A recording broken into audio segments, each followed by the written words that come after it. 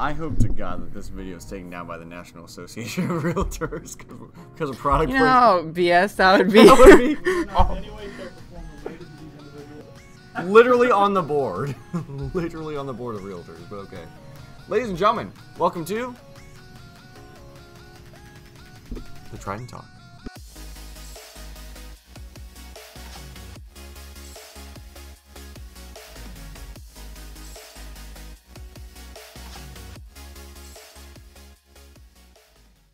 Specifically, we're changing things up today. Mr. Davis, if you'd like to take it away. Actually, yeah, you are doing the intro. Go for it, man. My fingers have water or something on them. Are you crying? No. It's so beautiful. We're talking about economics today. It just brings a tear. We're talking about economics today. Yeah.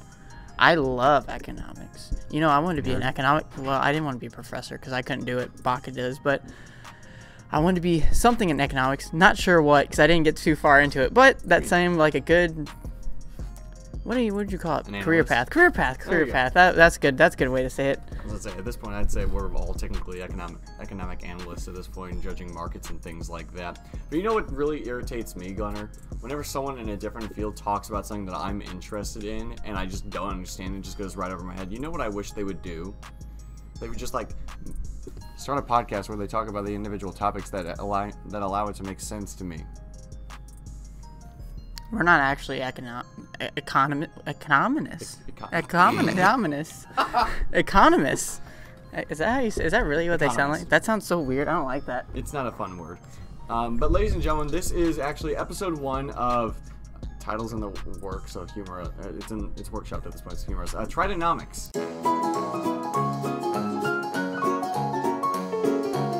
I liked how I said it. Economics. Trident economics. Tridenomics? Tridenomics? If you would.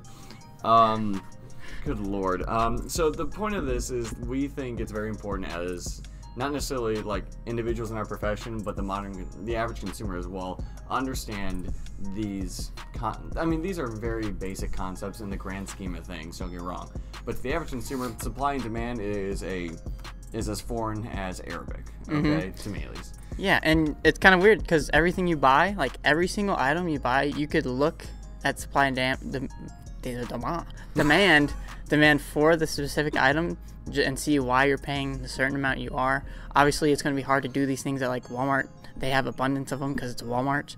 But like a certain economies of scale. Yeah, exactly. Like a certain car, a certain bottle, a certain laptop, like yeah, exactly. Every single thing you buy, you can look at supply and demand for this. And that's the beauty of the capitalistic market that we're in, is that you can track everything down to a T. So, you know, and that's one of the things. In today's market, I think it's just imperative that in the capitalistic market that we exist, that we understand, you know, concepts like these. The average consumer just has a basic understanding of economics. You don't need to have to do the calculus behind it. Trust me, you don't want to. But like to understand the basic concepts of, well, the golden egg of economics, the foundation, the brick that starts it all, the piece de resistance, the cream of the crop, supply and demand. The most visual appealing thing ever. I just love how they look. It's fantastic. So, ladies and gentlemen, episode 1, we discuss the basics of supply and demand. So, the first thing we'd like to... You know what? I like when we say tridenomics, Tridenomics, you should have it like right here. He's not looking. There's your thumbnail, Josh. Yeah, there you go. Wait, no, do it again. Go like, yeah, there you go. Tridenomics. And okay. Yeah. I swear to God, if you put that in Comic Sans, I'm leaving the Trident Trio. Okay. I just don't like Comic Sans just sounds weird. Sounds fishy. You sound fishy. Fishy. Anyway, so we figured before we get into this and actually dive into the supply and demand models and things like that, that we address a couple of very specific and very important definitions. Probably the most boring part about. Necessary. This obviously. is the part at the beginning of the chapter whenever you have that huge block, that text block of definitions. That you have to write them all out. Yeah, exactly. Oh, man. So, I had to do that for science like every single chapter, too. I hate it. I could not stand that. So Josh, put a timestamp here real quick for whenever we actually get into the curves. So the first definition is obviously the first word of the concept, supply. So the question comes into play, what is supply? I mean, it's a fundamental economic principle at the end of the day, and it's a very general. It describes the total amount of a specific good or service, also known as a product, that is available to the consumers. But no, the flip side to that is demand, of course. Now, what is demand? Demand, again, another very, very principal economic concept, which describes a consumer's desire to actually purchase a good or service, again, product, and their willingness to pay a price for a specific good or service. Which leads to our next definition, which is price. Which is price, exactly. Yeah, just like you said, it's kind of almost a similar definition of demand. It's just their willingness to pay for a specific item. Well, I don't know. Price is finicky because you determine that from your supply and demand. Like I said, when you buy an item, there's a reason it's that price. Unless they are screwing you, or... Technically, if we really wanted to dive deeper, we can get into behavioral economics on that, but that's for, like, Season 2 of Tridenomics, okay? Ooh, how many episodes are in Tridenomics Season 1? This one. It's going to be on Netflix. I would love that. Anyway, not sponsored, but Netflix, if you'd love to sponsor this, please. So the next thing I'd like to discuss in relation to price is actually quantity. And quantity, again, very similar to supply, is just the amount of a good or service produced in the market. Now, they are two very different concepts, keep that in mind, and we will address that later in the episode. Hang with us for that. Before you say these other definitions, I don't know if we need to put this in. We should talk about these next three definitions while we're describing the chart. You want to hold off on those? Okay. Yeah, so we can say market equilibrium. So you see where these two lines meet? In the middle, like a little dot. Josh, I'm so sorry. And then the positive relationship and the inverse relationship. We just kind of... I don't know how we describe that. I think we should talk about positive relationships right here when we talk about supply curve and the demand curve. Okay, so you want to do that? Yeah. All right. I don't know how we get back into this, but... So anyway, as I was saying... we get to the fun part now where we get to see all the graphs where we go... There's one. I don't know what that's a graph of. Josh surprised me with I wish... It's you like know, it'd be cool if you could, like, if I could... I don't know how we do it, but, like, if I could draw... Camera, you can't see it right now, but Josh is face palming behind the camera. That's what a whiteboard would be for. Yeah, why don't we have a whiteboard? Insert whiteboard picture right here, okay? Like, Photoshop my face in front of, like, a class. let me draw it. Yeah. All right, like, draw it right there. You gotta make the line. There. All right. Beautiful. All right. We got it. So... I'm making fart noise over here with this chair. With this chair, yeah, same here. I'm trying to play it off and talk above it. So there are two curves, obviously, that go into making the supply and demand curve, and that is the supply curve and the demand curve. So I'll be... Don't do that! Don't do that! I'll be supply curve, you be demand curve. Okay. You know, when he said he's tried to talk over farting, that made me think of Andrew. He tries to talk over... Alright, that's getting off track, but that was funny. So off track. That's what I thought of. Congratulations, Andrew. You have made an appearance on the Trident Talk. So the first curve I want to discuss is the supply curve. What is the supply curve? It's right there. Okay. Is it better if I do that? Sure. Point at it while I'm discussing it. So the I was talking about that. That's the line. But okay, well that works too. So the supply curve actually is a positive. It's something that expresses a positive correlation or relationship between the intervals or the variables quantity and price, right? Now, this is because, you know, you think quite often, the more something's produced, well, then the less it should cost. Well, this isn't necessarily from the consumer perspective, this is from the manufacturing perspective, okay? So, generally, when something only sells for a low price, you see low-cost production used for it. That's just how it works, long and short. Now, the inverse is also true. When you talk about something being sold at a very high price, generally speaking, you'll see higher end production costs related to it.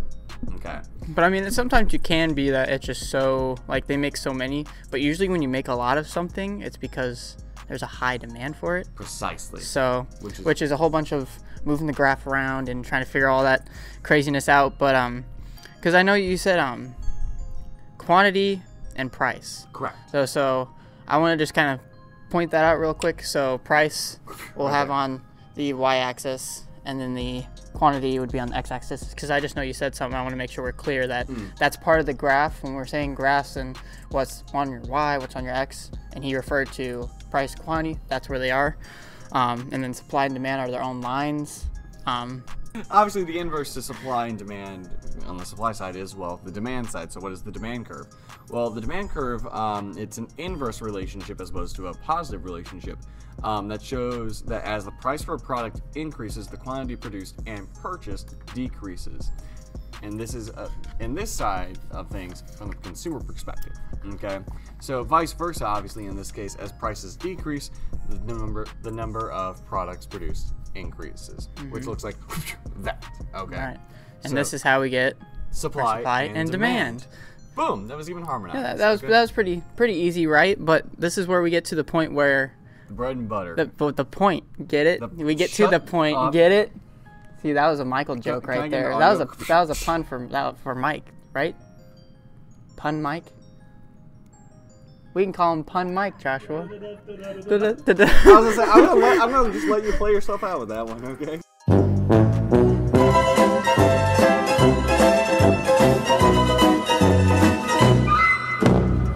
So back to the reason why supply and demand is so important is what we call the I can't talk. The equilibrium price. Now. Censor that.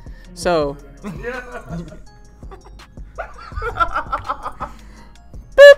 All right. So back to equilibrium price.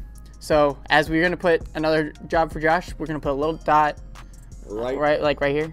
Yeah, I'd say like right over here. Oh, why is it so high? Okay. Well, I don't know the camera angle. Okay. Okay. How about right here? Yeah, like right there. Okay, I guess it would be a little higher. There you go. Yeah, that's fine. So yeah, the magical thing known as supply and demand. That's where your fair market price is. That's where it lies. The equilibrium price, as it's called. But that magical little dot is kind of what tells us the price and quantity, what we're searching for. Yeah, there are a lot of names for this specific point, whether it's the equilibrium price, the fair market price, the market price. Now, one thing that's definitely worth noting, as you're looking at the curve, what exactly are you looking at, okay? So, it should be fully labeled, Josh, if it isn't. This is going to make this really confusing. Need the S for the supply. S is for supply. I don't know if he's going to write supply on there, but S is for supply if it's just an S. D is for demand. I'm just getting that out there so it's not like dog and snakes. Like, what the heck? I don't know. So what you should notice is that as the supply of a good or service increases, the demand for it will decrease at the same time. Vice versa, as the supply of a good or service decreases, the demand for it increases. Okay? And that's fantastic because we talk about this so much on the Trident Talk. Demand increasing for a low supply. In what market, Mr. Davis? The puppy market.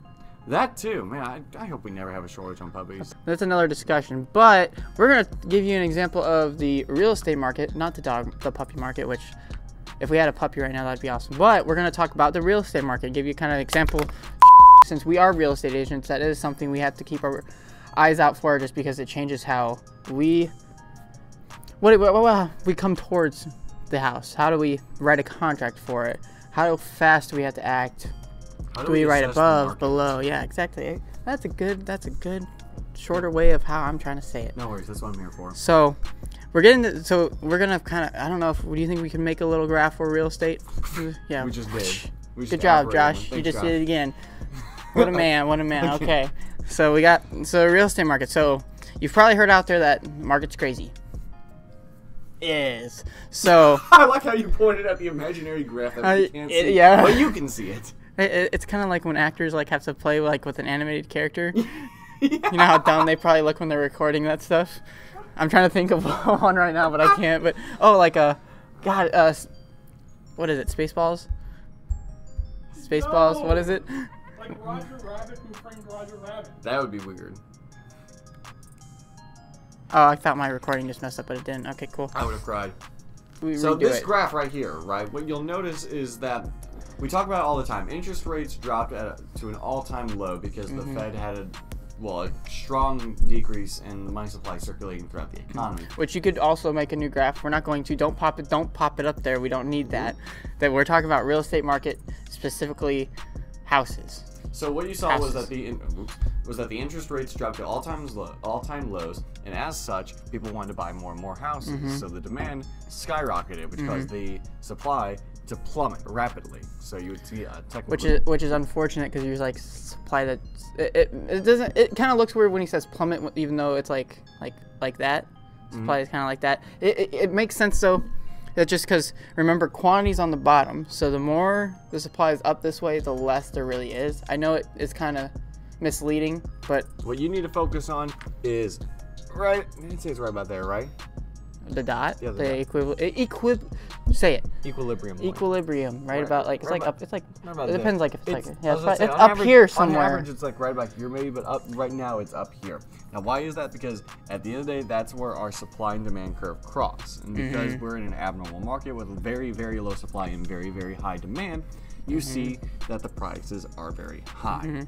Okay. Meaning there's little quantity, higher prices. So that's where you can that's where just everything you buy can, supply and demand can come into play.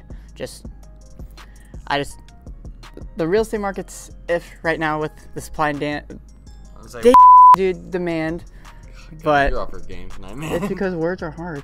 How do words good? Words are hard, but yeah, hopefully we can go to a more normal state without our dot being up here more in the center, but time will tell. But I mean, at the end of the day, and here's the thing that we got to keep in mind: all of this is theoretical. All of these are models. So so we have to keep in mind all of this is models.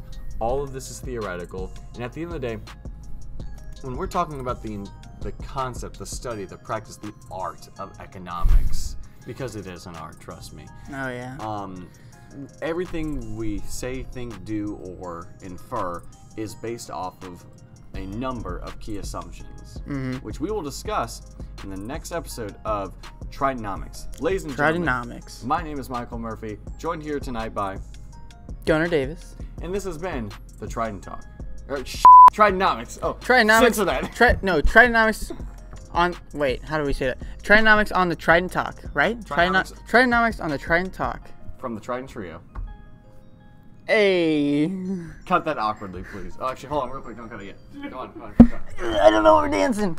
Real quick. This is the last shot. Yeah, okay? yeah. All right, there you go.